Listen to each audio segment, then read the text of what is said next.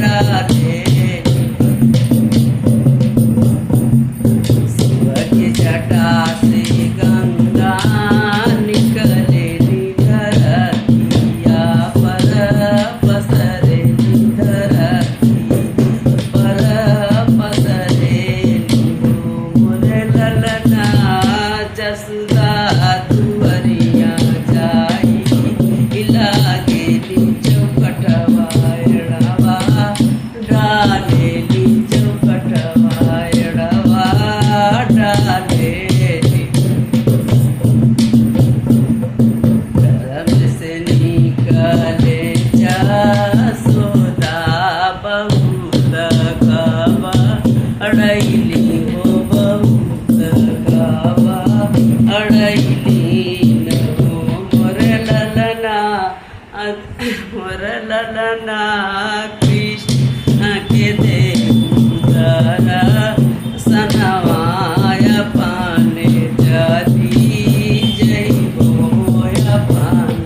सुखी जय बोन मोर जसुदा कृष्ण के देवरा सनवाया पाने जाती जय बोया पान सुखी जय बोन धर्म से निकलेला कृष्ण गंगा में चरण अरे गंगा में चरण धर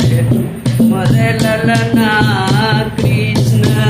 के धरते चरनिया गंगा हो सुखी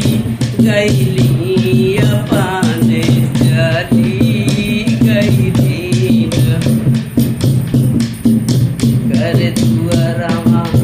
कर जटा से गंगा निकले धरतिया पर पसरे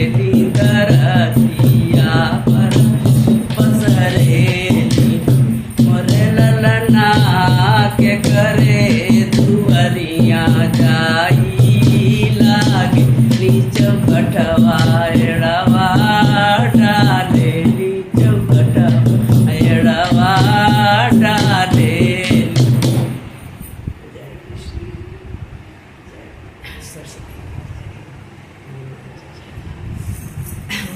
माताएं बहने भाइयों,